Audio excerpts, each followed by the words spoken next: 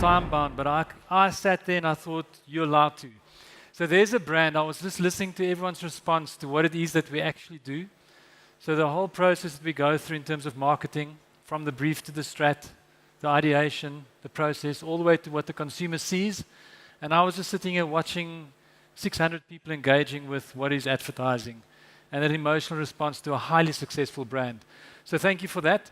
I did get to use my gong, so thank you for that too. You didn't listen to it, but that doesn't matter, because your work was freaking cool. Our next speaker is Musa Kalenga. He's the Chief Future Officer of the House of Brave. And his insight is that he used to have an acute fear of heights. And a friend told him he can solve it by jumping, by bungee jumping. My mind said jumping off the Eiffel Tower, by bungee jumping. And which he did, and it didn't work. So then he rather decided to jump out of a plane. And apparently that worked. And his next ambition is now to become a pilot. So, I mean, I've shared the stage with Musa as an amazing speaker. So welcome to the stage, Musa. He's going to speak about where humans and technology meets and the role marketers still need to play in the future.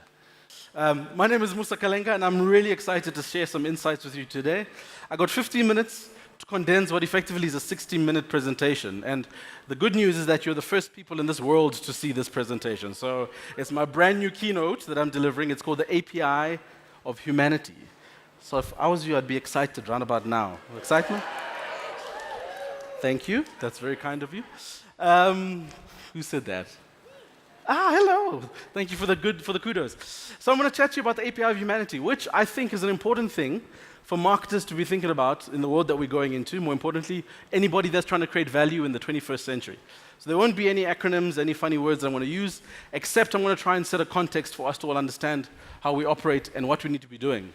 I'm the Chief Future Officer for the Brave Group, but I'm also founder and co-CEO of a company called Bridge Labs. And Bridge Labs effectively is a group of engineers trying to do the hardest things to create the most value for Africa in our century. Bridge Labs founds itself on a very simple principle, and it's called the Kalenga Conundrum. And I'll take you through what that's all about. Anybody know what the Human Development Index is? Any takers? Teaching moment, all right?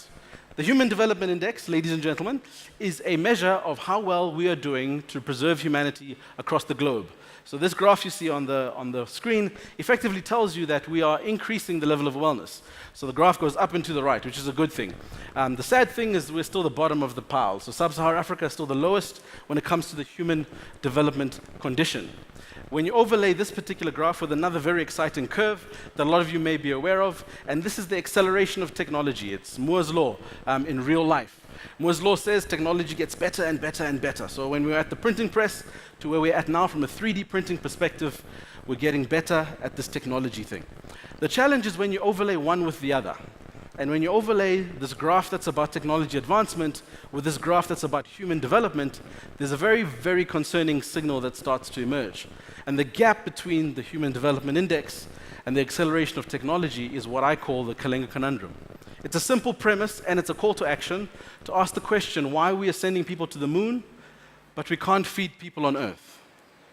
And I think what marketers and value creators in the 21st century have to understand is this is what we are all solving for. The question is how? Rwanda is known as the land of 1,000 hills. It is a very difficult country in terms of topography, and many areas are hard to reach. Traversing that terrain to get to a rural village can take hours, even though it's a very short distance. Today, if a mother is giving birth and suffers from postpartum hemorrhaging, her life is dependent on getting a blood transfusion. There are many different types of blood types. They have a limited shelf life. And the challenge is when you need blood, you need it immediately. But it is unpredictable which geography that will occur in. Hospitals that are in more remote areas can have a very hard time getting enough reliably supplied blood. The time to order and get the supplies by truck is just too late. There's no way that we can overcome the time that it takes to get anywhere during the rainy season. And people would say, okay, during the rainy season, we're just not going to make it. The best case scenario, it would take at least 4 hours. But with Zipline, we are looking at cutting that 4 hours to something like 15 minutes. It is a team of Rwandese who came together with Zipline to groom the project and to make it happen in Rwanda. Their ultimate vision is to put each and every one of those 11 million citizens within a 15 to 35-minute delivery of any essential medical product that they could need. And that's a revolutionary idea for any country in the world. The use of drones to deliver life-saving medical products can overcome the lack of road infrastructure. We need to let our imagination soar. When you have a commodity, rare in supply, that might be an unusual blood type or something like a rabies vaccine, and you need it immediately, the idea that we could use a drone to be able to deliver this to the country is absolutely brilliant. There's nothing else that could do that in that way. It is like we will no longer go around hills, but we fly over the hills. We've pulled together a team from places like Boeing, SpaceX, Google, Lockheed Martin. And it's an honor for Zipline to partner with the government of Rwanda. We place a hub next to an existing medical warehouse, and it instantly enables that warehouse to make hundreds of deliveries per day to any location within range. The doctor sends us their order by text, by phone call, whatever's convenient. Somebody identifies the need and then prepares the package, puts it on a drone. Then we take that vehicle and we put it through pre-flight tests. It's launched, it flies automatically out to the clinic. The path has been already calculated, it's in the computer. And then they'll receive a text message saying, Zip is 2 minutes away, please walk outside. It drops the packet. Somebody goes and collects it. It turns around, it flies home, and then we get it ready for the next delivery. Our service not only makes it possible, but also affordable for countries to deliver reliable access to essential medicines for all of their citizens. What we are looking forward to see here is saving lives. This isn't a small step forward. This is a transformational change to how we provide medical care to people across the world.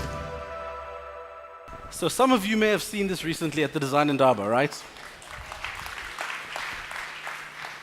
I've been a groupie of Zipline for the last couple of years, and it's been really interesting to see how they've developed over time. And watching how they've innovated, it's very important to understand that they've been able to do such things from first principles. And the question is, when you add so much value, how is it that you need to be thinking about the world? And I promise you this is going to be the slide with the most amount of words on it, and there won't be another one like this. But it's about understanding the economy of APIs. And for those of you that are not technical, an API is a very simple thing. An API is the ability for systems to communicate with each other, therefore creating value that is interconnected in their abilities to be able to speak to one another. An API is an interesting way in which you bring together technology to create ultimate value. An API is the reason why when I buy a new iPhone, the old iPhone asks me if the new iPhone is in the vicinity and would I like to sync to it. An API is the way we need to be thinking about marketing and creating value as we build in the 21st century. To make it even simpler, you walk into a coffee shop, for some of you who might think this is a little bit high level. When you're in a coffee shop and you ask the question to the person that is creating coffee, and you give the example to the barista, I'd like to get a flat white. The barista takes your information, goes back to the guy who's making the coffee, and he gives them the instruction. Once your flat white is done, he takes it and gives it to you. The barista in that particular instance was the API. He was the information conduit that allowed it to be possible. And so this happens in the way we consume film, in the way we consume music, and everything that we consume, to such an extent that we don't even start to differentiate when it's an API or when it's an organic experience. So if you take the role of a marketer or yourself, and you put yourself squarely in the middle of this environment, and we ask yourself, what is the API that marketers need to build, not only with themselves, but within the communities they need to serve, for them to drive value in the 21st century? It's a very important question because we all have a collective responsibility to solve for something that we inherited. It wasn't really our problem. We all understand that Africa's got a very unfortunate historic background, and we know that the world has advanced to the extent that Africa could be considered to be a little bit behind the curve. I did a little bit of a calculation, and I estimate, let's call it 200 years, that Africa has to catch up to be able to compete in the age of augmentation. We have to ask ourselves some questions around what it is that we need to do to build APIs to make sure that happens. I wrote a book that speaks about ladders and trampolines. And a ladder is incremental growth, and a trampoline is exponential growth. Marketers have to think about things in exponential terms because we have to achieve in 10 years what has been done to us over 200 years. The question is, where do we start? So let me take you into the future. Let's say I put you in a time machine and take you to 2029. I have 2 children. My daughter is 2 and my son is 6. So at that point, there'll be respectively 16 and 12, right? That's the numbers. And imagine at that particular point, they were solving for the most complex challenges in the world, and they chose the wonderful field of marketing. And in 2029, I told them to find a group of friends. The likelihood is to find a very diverse bunch of people. Imagine a girl by the name of Kizzy, born in South Sudan, happens to be a Muslim, but now living in London. She'd also be partnered with a gentleman called Adi Shankar, born in New Delhi, raised in Tanzania, and now living in Nigeria. And imagine a lovely lady, atheist, female, called Imani. Now Imani, she was born in Egypt, obviously, but now she lives in Australia. And then who can forget Tana, my favorite friend. Tana was born in Zimbabwe, raised in Mali, now lives in Parkhurst, Johannesburg. Now this is the collection of marketers of the future. Let's call them the Fantastic Four. And we tell them, build the bank of the future in the 5th industrial revolution. Ooh. So all of us are grappling with the 4th industrial revolution, and their challenge is solve for the bank of the future in the 5th industrial revolution. How do you think they're going to start tackling this problem? The first thing is, let's ask ourselves, how do they find each other? A lot of you are employed by organizations that use a thing called Myers-Briggs. It's an assessment of competency. It's a number of questions that then classifies 1.9 billion human beings into 16 categories, which is a bit random. But you are found through this test that was assessing your level of competency. And I put it to you that when these guys are trying to find each other, they're likely not looking for competency. They're looking for cooperability, the ability to work together. And marketers of the future, yes, you can have competency, you can understand SWOT and the 6 Ps or whatever it may be, but it's going to be more important how well you work with people that don't look like you, don't sound like you, and are fundamentally different from you. Here's another question. Where would they live?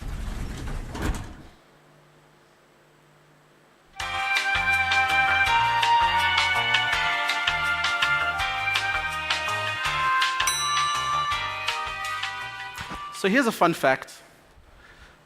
There's about 15 million square kilometers of city in this world, and that accounts for 3% of the landmass of Earth. With 15 million square kilometers of city, we are still overpopulated and running out of space. In places like Dubai, they build amazing sky rises. In places like Africa, we might have to go underground. I'm doing a lot of research around subdermal living. And the marketers of the future will understand how is it that you bring a billboard or outdoor marketing to life when people live underground. Think about it. The only thing you need to survive underground is sunlight. So you can create food, and we could have photosynthesis so that the plants can continue to grow. And as we start to understand that the future may be vastly different to what we need to know, we start to think differently as marketers. The other question we need to ask ourselves, and if I can take a quick sip of this water, is what do they eat?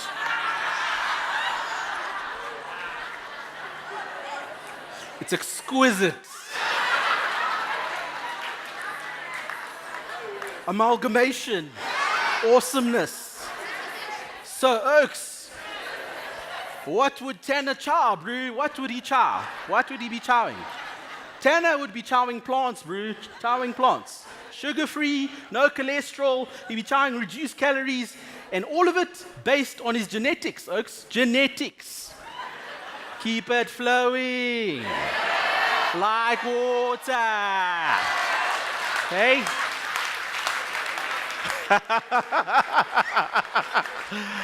Ooh, I'm running out of time, guys. Shh, I'm running out of time.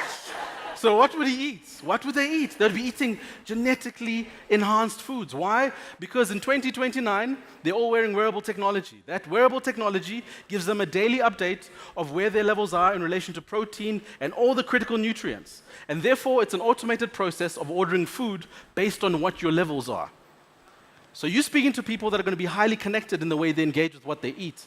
And they'll access their food through apps. So building a bank in the 21st century, ask yourself how you're going to be able to compete with such integrated individuals and human beings. The other important question is, having people from various parts of the world, you have to question how they'd interact.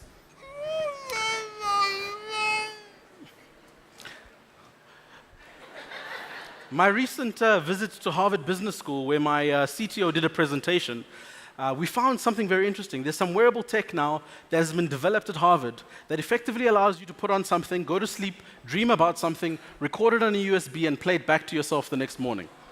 The technology exists. The technology exists. So when you think about empathy, and you think about working with people that are different from you, the ability to understand honestly where they're coming from will be very important in the age of augmentation. The technology for you to be able to interpret and add empathy to your approach is going to be with us by 2029. It's also important that geography becomes irrelevant. Being able to divide yourself in two or being able to broadcast yourself to multiple places is really easy and really simple. I put it to you that they'll be able to build the bank of the future by conducting many tests. These tests will be informed by all the games that they play. The Fantastic Four, Imani, Tana, Kizzy, and Adishankar will all have played games all their lives. They'll be playing games that allow them to test theories and pivot quickly. How does Mario Brothers work? Jump over this log and you die. Jump over the log next time, you won't die. It's a series of tests that are systematic ways in which you can create and test ideas rapidly and advance yourself through this environment. So all of these are existing APIs. They're all ways human beings integrate into the world around them. And so as Africa's journey to be able to leapfrog and actually close down a 200-year gap, we need to figure out what the APIs are going to be required as marketers to be able to get there. The quick summary is that there are a number of changes that we have to make to be able to create the trampoline that we require. The first is we have to change how we live and work. We have to be able to interact with different people in a very optimal way and all the time. We also have to change what we eat. Our inputs to the people that we are solving for, as well as our world, are going to be fundamentally different to what we know today. The way we communicate is going to be challenged fundamentally, and the way we are able to bring about empathy in the tools and instruments we choose to use is going to be super important. And last but not least, we have to change who's in charge. You cannot use an API of someone who's been doing that job for 35 years to overwrite a new executive who's come into the job. We have to find a way for those two APIs to coexist and work together. And I put it to you, by doing these 4 things, we'll be able to figure out a better way and a path to success that allow us to be able to keep learning and keep growing and keep it flowing like water. Thank you.